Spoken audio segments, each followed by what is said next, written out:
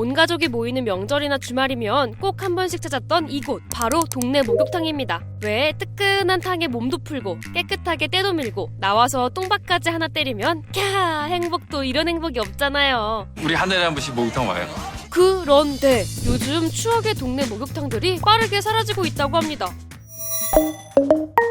일요일 아침에 아빠랑 목욕탕 가던 시절이 있었는데 때 다 밀고 바나나 우유 먹는 맛이 일품이었지. 한때 정말 많이 갔던 동네 공중 목욕탕. 왜 우리 목욕탕 하면 떠오르는 추억 하나쯤은 다 있잖아요. 때밀고 요구르트 먹고 아빠 따라서 같이 추억도 쌓고 어릴 때 냉탕, 온탕 많이 왔다 갔다 하다가 감기 좀 자주 걸려보고 그랬던 것 같아요. 옛날에는 식혜랑 계란 같은 거 깨먹고 미숫가루도 마시고 하지만 요즘엔 발길이 많이 뜸해져서요. 전성기였던 2000년대 초만 해도 전국 만 곳에 이르던 목욕탕 수가 작년 기준 5,600여 곳으로 절반 가까이 줄었는데요. 가장 큰 전환점은 역시 코로나 팬데믹이었습니다. 한 4, 5년 전에만 해도 가족 단위로 다 많이 오셨거든요. 근데 이제 코로나 이후로 가족 단위가 별로 없어진 것 같아요.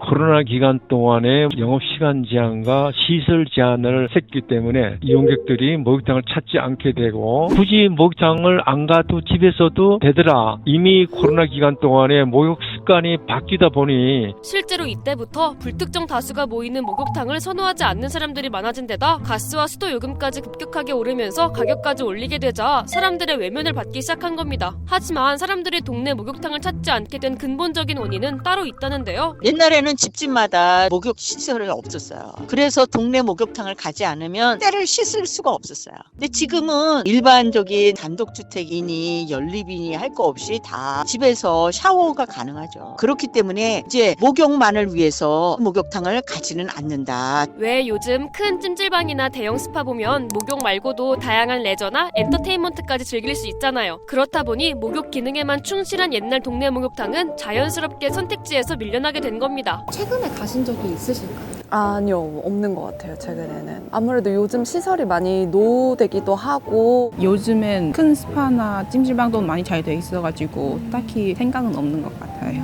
오늘날의 소비자들은 특히 젊은 사람들은 목욕하는 것 말고도 거기에서 다른 휴식 기능, 놀이 기능을 할 수 있어야 어떠한 오프라인 시설을 방문한다. 이렇게 볼 수가 있겠습니다. 그런데 이렇게 동네 목욕탕이 사라지면서 생기는 뜻밖의 문제가 있다고 합니다. 쪽방이라든지 또는 작은 주택에서 생활하시는 1인 가구자분들 같은 경우에는 겨울철에 특히 집에서 목욕한다는 거는 너무 어려운 상황들을 만들어낼 수가 있죠. 난방이 잘 되지 않아 온수를 쓰기 어렵거나 목욕시설이 잘 갖춰지지 않은 곳에 사는 취약계층에게는 동네 목욕탕이 선택이 아닌 필수라고 합니다. 또 어르신들에게는 목욕탕이 단순히 씻는 곳을 넘어 사회와 교류할 수 있는 사랑방 역할을 한다는데요. 고리분들 문제라든지 특히 노인 고독사 문제를 사전에 예방할 수 있는 사회적 기능을 하는 공간으로서 필요하다라는 생각이 듭니다. 그런 얘기도 할 수 있으면 하고 아쉽고 심각하고 아마 이 목욕탕이 없어지면은 많이 불편할 것 같아요. 이렇게 오랫동안 자리를 지켜온 동네 목욕탕들이 하나둘 문을 닫는다는 소식에 크랩이 만난 시민들 반응은 다양했는데요. 아쉬워요. 아쉽지. 바로 집 옆인데 계속 있었으면 좋겠어요. 좀 아쉬울 것 같아요. 그래도 겨울에 생각나는 게 약간 뜨끈한 곳에서 몸 녹이고 싶고 그럴 때도 있잖아요. 딱히 스파나 찜질방, 대형 목욕탕보다는 장점은 없는 것 같아가지고 그렇게까지 막 그러진 않은 것 같아요. 요즘 심각한 위기를 겪고 있다는 동네 목욕탕. 코로나 여파에 불경기까지 여러 악재가 겹치며 점점 자취를 감추고 있는데요. 동네 목욕탕은 다시 부활할 수 있을까요? 아니면 추억 속으로 사라지게 될까요? 여러분의 생각을 댓글로 남겨주세요.